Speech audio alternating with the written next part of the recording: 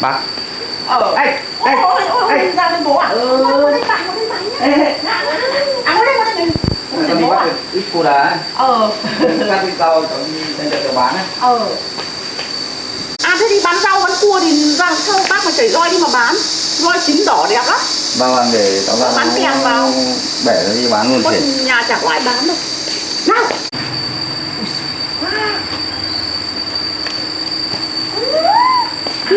À để bố chảy roi bán nhá. Bố đi hai dao đây nhá. Hãy roi đi. Ủa. Nào con uống sữa, uống sữa. Ôi sữa, không đi theo bố đâu. Không theo bố, không theo bố.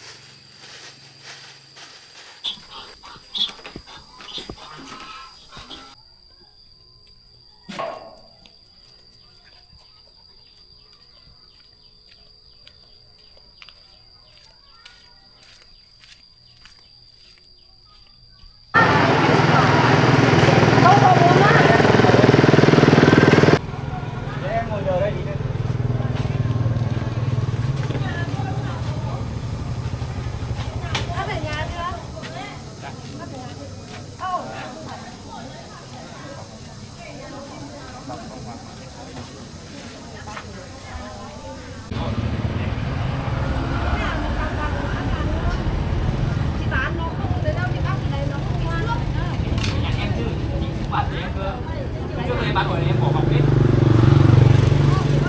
Bán 25. Rẻ quá, em bán lẻ em bán. Bán 20.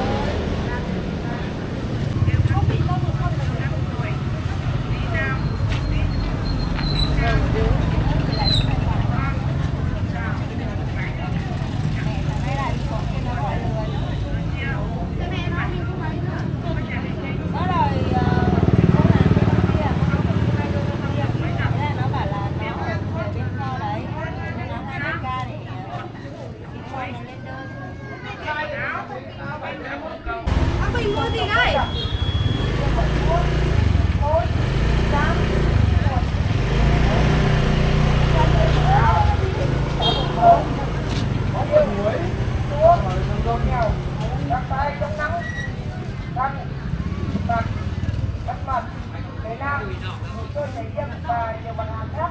Mời quý vị bác vào cho mua.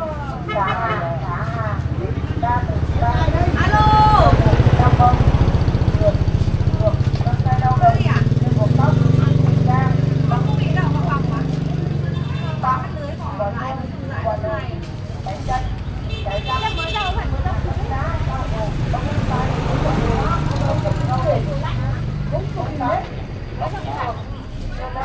mới chị ơi anh ơi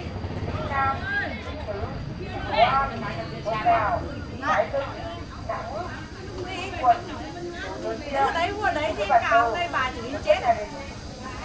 Xong rồi hốt, xong ông cống, xong đồng mấy lần.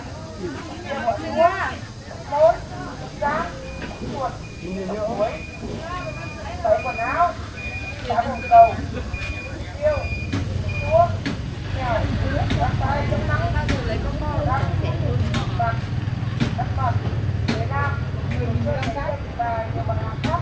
Mời quý vị bác vào cho mua. Giá hàng, ra tới thôi, đắp bông, đường, bông tay đau đầu, bông tóc, da, băng quả thơm, quả đồn, cái chân, cái răng, hàng cắt giá, bao gồm bông móng tay, bông hóa, bằng đầu râu, bông tóc, bông đường, đường đất đầy, đường đất cuộn, đất cuộn, Nam, Chúa An, Vân Đào, Cái Lưng, Nẵng, Quần, Đường Chia, một cái bài từ. Xong rồi Cái đấy anh, cái nào rồi? Xong phải tốt, xong không câu, cái nào rồi? Phải tốt dần. Kia gọi thuốc, tốt, giám, chuột, tóc muối, tẩy quần áo, xả bồn cầu, tiêu, thuốc, nghèo, bắt tay chống nắng, răng, mặt,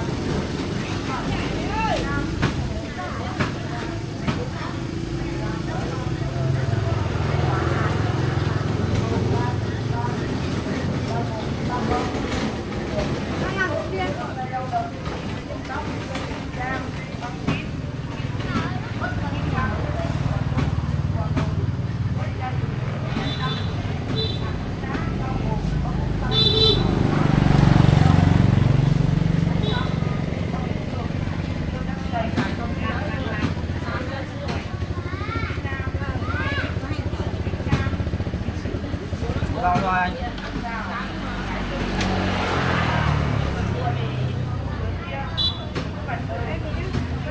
15.000. Phải thả cho được làm gì?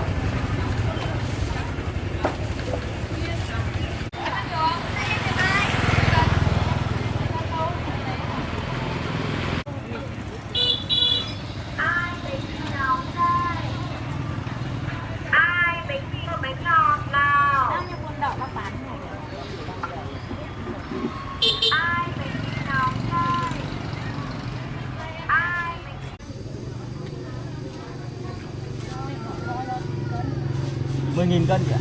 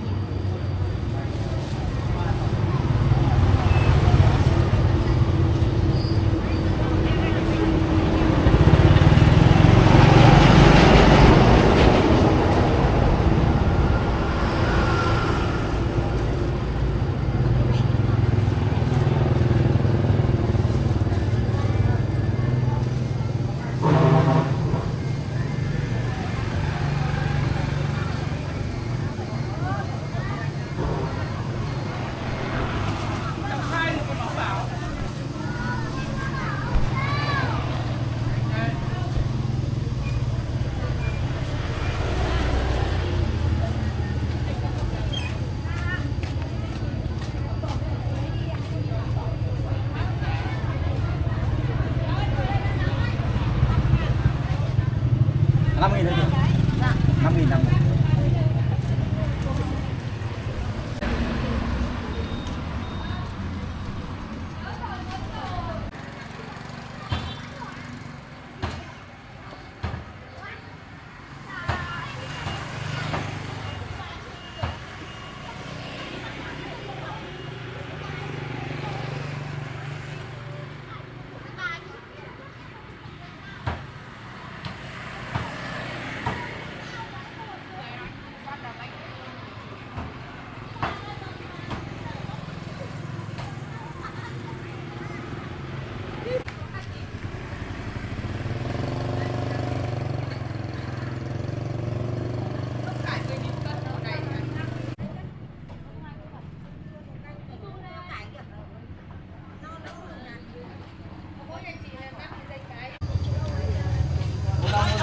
Bao nhiêu tiền một cân em ạ? 1.000 cân chị ạ.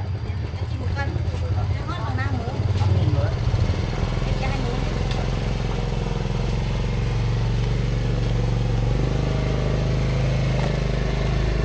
Bao tiền cân voi vậy? 5.000.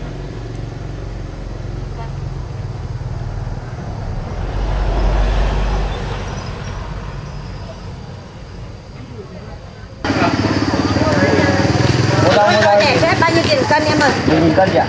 Em chỉ một cân. Em ngon bằng nào nữa? 5.000 mới. Em cho 2 muỗng đấy.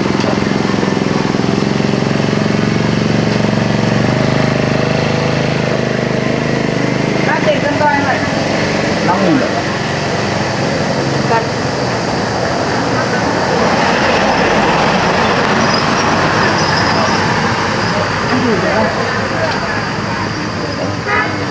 Nghìn này, 10.000 rau ngót đây. Vâng. Đấy. 2 mớ nha. Rồi, về nhá. Vâng. Rồi.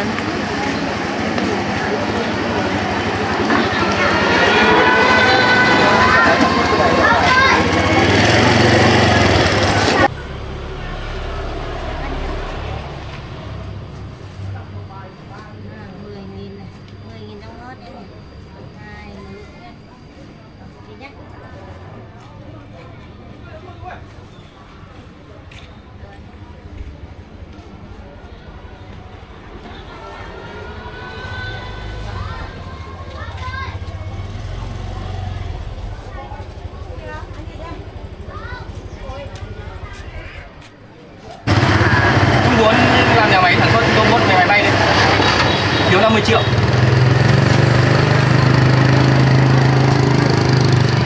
Định mở một cái nhà máy ở trên này nữa mà.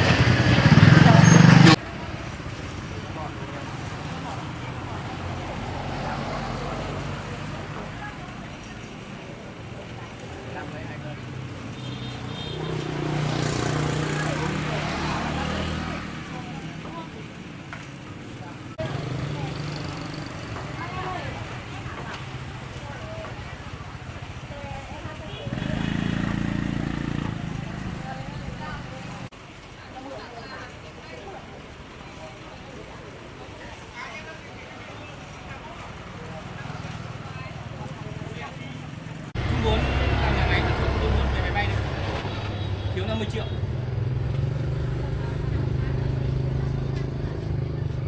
Định mở một cái nhà máy ở trên này nữa mà.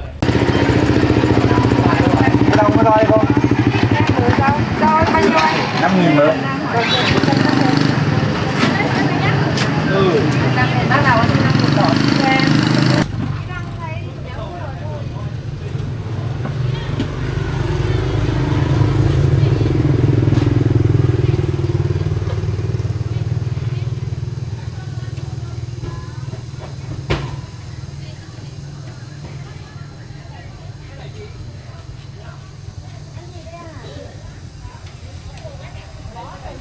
Này 15.000.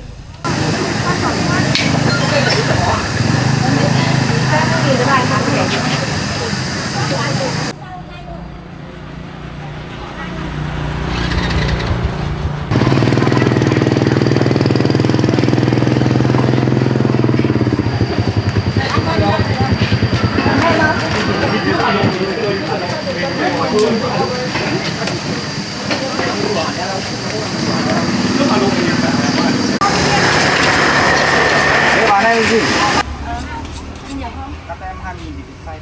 Xay à? Xay có tí nào này? Trên nạc này nhé, trên bé.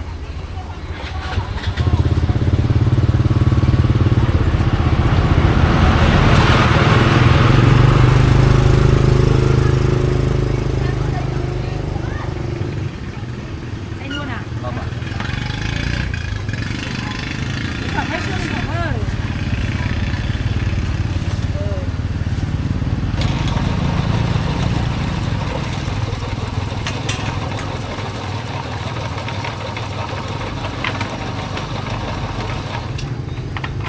Có mua thịt ăn nữa không? À, làm đi. Cái người nướng cái ra.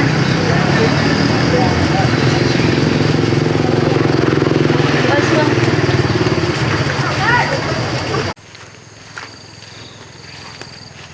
Kiki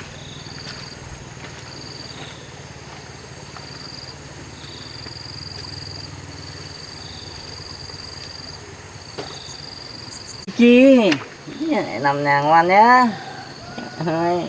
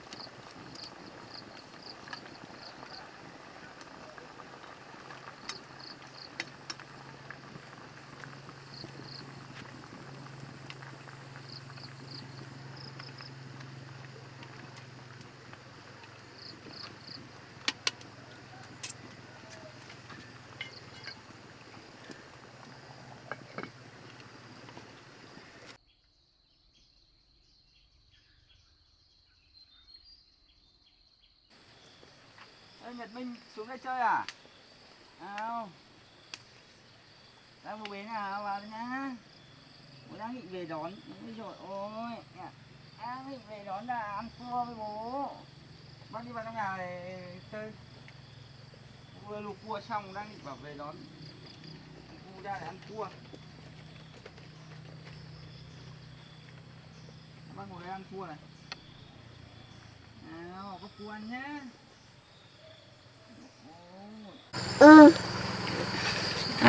Bố mày sửa sang được nhà cửa nhiều phết rồi anh nhỉ?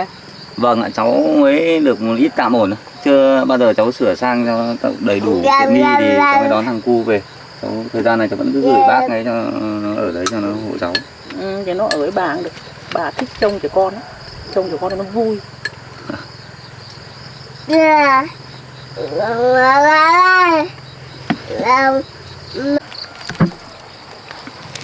Miếng này, ui ôi nhòn thế nhỉ.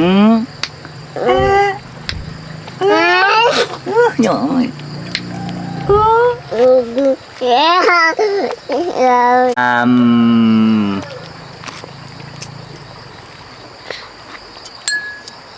Đâu rồi? Mũi đâu rồi? Mũi đâu rồi chân rồi?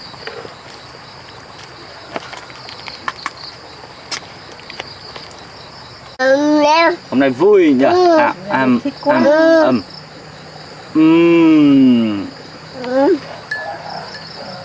Thích quá nhỉ? Cua ngon không bác? Ngon lắm, ngọt. Ngọt lắm. Dê. Ăn bộ. Non quá nhỉ? Vâng.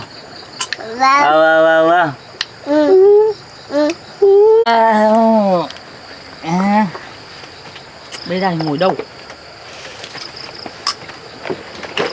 Bây giờ ngồi đâu? Nào.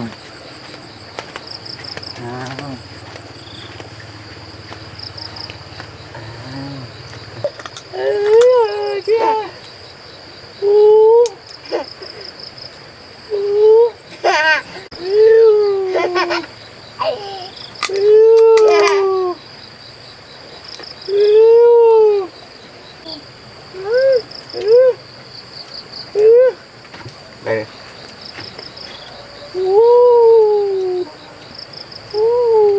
Nào, về với bà nhá. Mai bố cha bố đón nhá. Về chơi với bà nhá.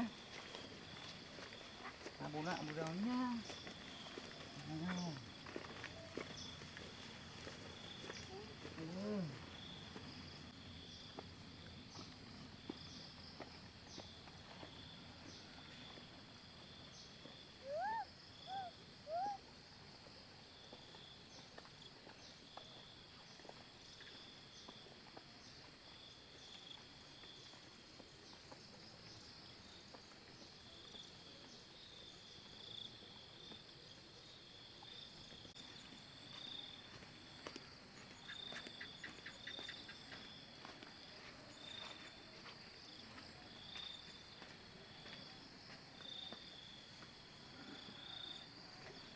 Cái gì?